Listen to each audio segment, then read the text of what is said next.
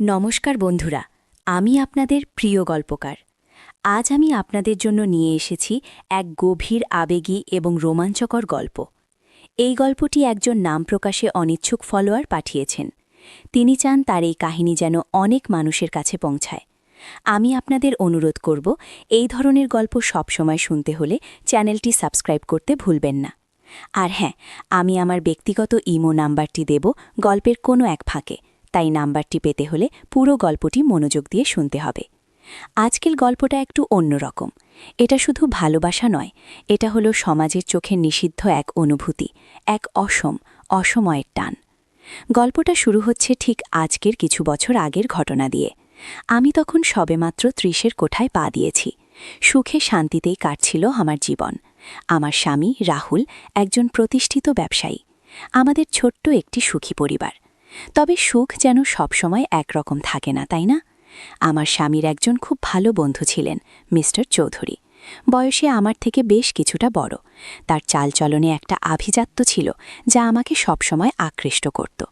তবে তার চেয়েও বেশি আমার মন কেড়েছিল তার ব্যক্তিগত বডিগার্ড। হ্যাঁ, ঠিকই শুনেছেন, নাম তার অর্জুন। অর্জুনের বয়সটা আমার প্রায় সমবয়সী হবে। সে ছিল ধীর স্থির, কিন্তু তার চোখের গভীরতা যেন হাজারো গল্প বলত। তার পেশিবহুল শরীর, তীক্ষ্ণ নাসিকা আর গাঢ় বাদামি চোখ সবকিছুতেই এক অসাধারণ পৌরুষের ছাপ ছিল। যখন সে মিস্টার চৌধুরীর পাশে দাঁড়াত, তাকে দেখে মনে হতো যেন এক যোদ্ধা, অপ্রতিরোধ্য। আর সেই অর্জুন যখন আমার দিকে তাকাত, সেই দৃষ্টিতে কি যে একটা ছিল, এক অনির্বচনীয় আকর্ষণের টানে আমার হৃৎস্পন্দন যেন বেড়ে যেত। প্রথম যখন অর্জুনকে দেখি, আমি মোটেই পাত্তা দিইনি। সে তো একজন বডিগার্ড, সাধারণ এক কর্মচারী, কিন্তু নিয়তির খেলা বোঝা ভার। মিস্টার চৌধুরী প্রায়ই তাদের ফার্ম হাউসে যেতে শুরু করলেন, আর সেখানে অর্জুন থাকত সবসময়। মিস্টার চৌধুরী যখন তার কাজে ব্যস্ত থাকতেন, আমি প্রায় ফার্ম হাউসের বাগানে একা একা ঘুরতাম। সেই সুযোগে অর্জুন আমার সাথে কথা বলত। প্রথম দিকে সাধারণ কথাবার্তাই হতো, কিন্তু ধীরে ধীরে আমাদের মধ্যে এক অন্যরকম বোঝাপড়া তৈরি হতে শুরু করল। অর্জুন ছিল খুব কম কথার মানুষ, কিন্তু তার নীরবতাই যেন অনেক কিছু বলে দিত। আমি তার চোখের ভাষা পড়তে শিখছিলাম। সেই চোখে আমি দেখতাম এক গভীর সম্মান, কিন্তু তার সাথে মিশে থাকত এক অন্যরকম অনুভূতি, যা আমাকে এক অজানা উত্তেজনায় ভরিয়ে দিত। একদিন মিস্টার চৌধুরী একটি জরুরি কাজে বাইরে গেলেন। আমাকে বললেন ফার্ম হাউসেই থাকার জন্য। রাহুলও সেদিন ছিল না। আমি একা, আর সাথে অর্জুন। সেই রাতটা ছিল অন্যরকম। চারদিক নিস্তব্ধ, শুধু ঝিঝি পোকার ডাক। আমি বারান্দায় একা বসে আকাশ দেখছিলাম। হঠাৎ অর্জুন এসে পাশে বসল। কিছু ভাবছেন? তার গলার স্বরটা ছিল খুব শান্ত, অথচ তাতে এক অন্যরকম আকর্ষণ ছিল। আমি চমকে উঠে বললাম, না, তেমন কিছু না। আপনার মন খারাপ? না, তবে আমি কি বলবো বুঝতে পারছিলাম না। তবে অর্জুন আমার দিকে তাকালো। তার চোখের দিকে তাকিয়ে আমি যেন হারিয়ে যাচ্ছিলাম। মনে হচ্ছে আমি যেন এখানে একা, খুব একা। অর্জুনের মুখে হালকা হাসি ফুটল। আপনি একা নন, আমি আছি। সেই মুহূর্তে তার বলা এই কথাগুলো যেন আমার হৃদয়ে এক নতুন অনুভূতির জন্ম দিল। আমরা সেদিন অনেকক্ষণ ধরে কথা বলেছিলাম, কিন্তু আমাদের কথার চেয়েও বেশি যেন আমাদের নীরবতায় কথা বলছিল। তার চোখের দিকে তাকিয়ে আমি এক গভীর আকর্ষণ অনুভব করছিলাম, যা আগে কখনো অনুভব করিনি। রাহুলের সাথে আমার সম্পর্কটা কখনোই খারাপ ছিল না, কিন্তু সেখানে ছিল এক ধরনের অভ্যাস, এক ধরনের নিয়মানুবর্তিতা। অর্জুনের সাথে যা হচ্ছিল তা ছিল সম্পূর্ণ অন্যরকম। এটা ছিল এক নিষিদ্ধ আগুন, যা আমাকে জ্বালাচ্ছিল, কিন্তু আমি সেই আগুনে পুড়তে চাইছিলাম।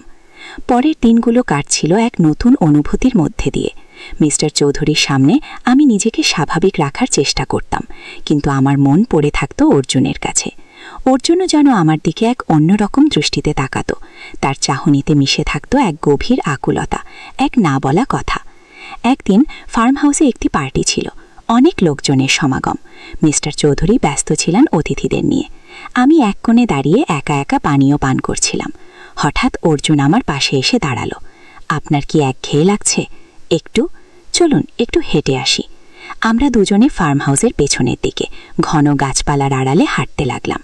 রাতের অন্ধকারে, যেখানে কেউ আমাদের দেখতে পেত না, সেখানে আমরা দুজনে কাছাকাছি এলাম। অর্জুন আমার হাত ধরল। তার হাতের স্পর্শে যেন আমার সারা শরীরে বিদ্যুৎ খেলে গেল।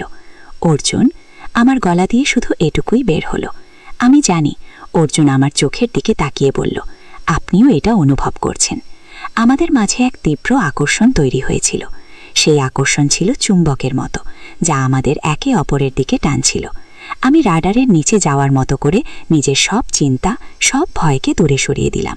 আমি শুধু অনুভব করছিলাম অর্জুনের উপস্থিতি, তার শরীরের উষ্ণতা, তার শ্বাস প্রশ্বাস। আমি কি কিছু ভুল করছি? আমি ফিসফিস করে জিজ্ঞাসা করলাম, আপনি ভুল করছেন না, এটা শুধু অনুভূতি। সেই রাতে গাছপালার আড়ালে অন্ধকারের মধ্যে অর্জুন আমাকে চাপটে ধরল। আমাদের ঠোঁট একে অপরের কাছে এলো। সেই প্রথম স্পর্শ ছিল যেন এক নতুন পৃথিবীর উন্মোচন। আমাদের চুম্বনে মিশেছিল নিষিদ্ধতার উত্তেজনা, অতৃপ্ত বাসনা আর এক গভীর আবেগ। সেই মুহূর্তে আমি ভুলে গিয়েছিলাম আমি কে, আমার কে আছে। আমি শুধু অনুভব করছিলাম অর্জুনের শরীরের উষ্ণতা, তার হৃৎস্পন্দন আর আমাদের মধ্যেকার এক অমোঘ টান। আমাদের এই গোপন মিলনের শুরুটা ছিল এক দমবন্ধ করা উত্তেজনা। আমরা খুব সাবধানে চলতাম। মিস্টার চৌধুরীর সামনে আমরা সাধারণভাবেই থাকতাম, কিন্তু আমাদের মনের ভেতর চলত এক অন্য খেলা। প্রতিদিনের দেখা হওয়া, চোখের ইশারায় কথা বলা আর অল্প সময়ের জন্য স্পর্শে একে অপরের অস্তিত্ব অনুভব করা, এসবই যেন আমাদের নেশা হয়ে গিয়েছিল। একদিন মিস্টার চৌধুরী একটি বিশেষ কাজে শহরে আসলেন। আমাকেও সাথে আসতে বললেন। আমরা হোটেলে উঠলাম। সেই রাতটা ছিল অন্যরকম। রাহুল বাড়িতে একা। আমি জানি আমার যা করা উচিত নয় তাই করছি, কিন্তু অর্জুনের প্রতি আমার টান এতটাই প্রবল ছিল যে আমি নিজেকে আটকাতে পারছিলাম না। হোটেলে অর্জুন আমার ঘরে এসে হাজির হল। মিস্টার চৌধুরী তখনও নিচে ডিনারে ব্যস্ত ছিলেন। অর্জুন আমার সামনে এসে দাঁড়াল। তার চোখে সেই পরিচিত গভীরতা, যা আমাকে সবসময় আচ্ছন্ন করে রাখত। এভাবে আর কতদিন? অর্জুন আমার হাত ধরে বলল। জানি না, আমি প্রায় কাঁদো কাঁদো হয়ে বললাম। আমি তোমাকে ছাড়া থাকতে পারছি না মৌমিত্রা। ওর মুখে আমার নাম শুনে আমার ভেতরটা কেঁপে উঠল। হ্যাঁ, আমার নাম মৌমিত্রা। আমিও। আমার গলা বুঝে এলো। অর্জুন আমাকে নিজের দিকে টেনে নিল। আমাদের ঠোঁট আবার মিলিত হল।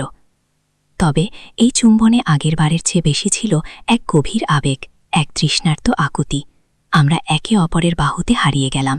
সেই রাতের প্রতিটি মুহূর্ত ছিল যেন এক স্বপ্ন।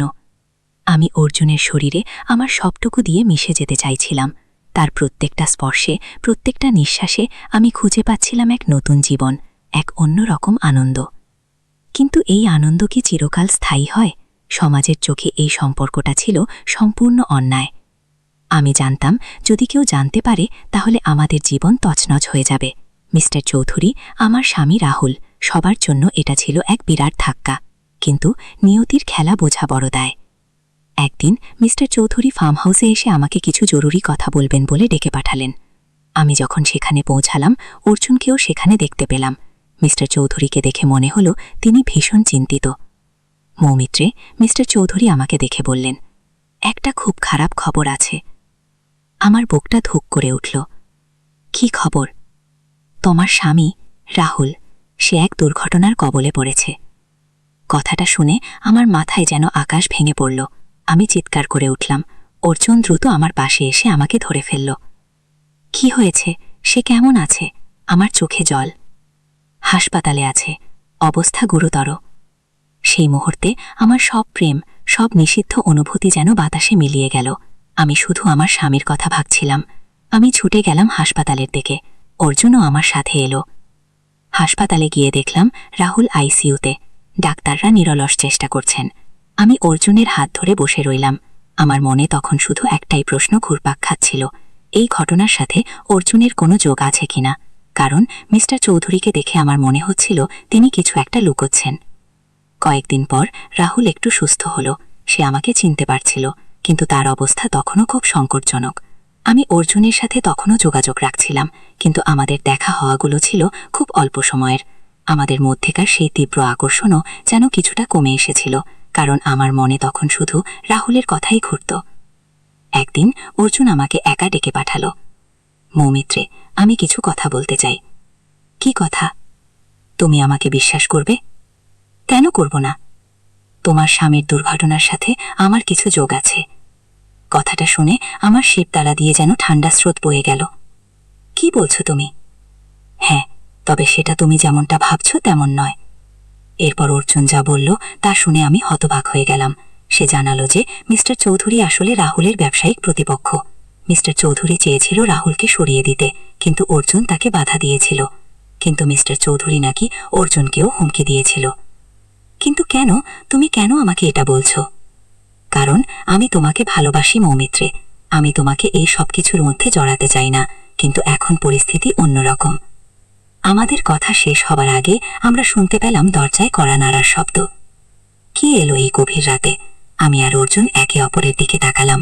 আমাদের মনে ভয়, সন্দেহ সব একসাথে মিশে গেল। দরজার বাইরে দাঁড়ানো সেই মানুষটাকে, সে কি মিস্টার চৌধুরী নাকি অন্য কেউ? দরজার কড়া পড়ার শব্দ বেড়েই চলল, আর আমরা দুজনে শ্বাসরুদ্ধকর অবস্থায় একে অপরের দিকে তাকিয়ে রইলাম। আপনারা কি জানতে চান কে ছিল দরজার ওপাশে? জানতে চান এরপর কি হলো? তাহলে কমেন্ট করে জানান। আর হ্যাঁ, দ্বিতীয় পর্বের জন্য অপেক্ষায় থাকুন। সাবস্ক্রাইব করতে ভুলবেন না।